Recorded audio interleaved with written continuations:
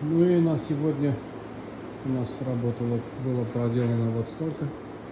То есть уже цилиндр начали ставить, наклеечки красивые. Вот, собираю.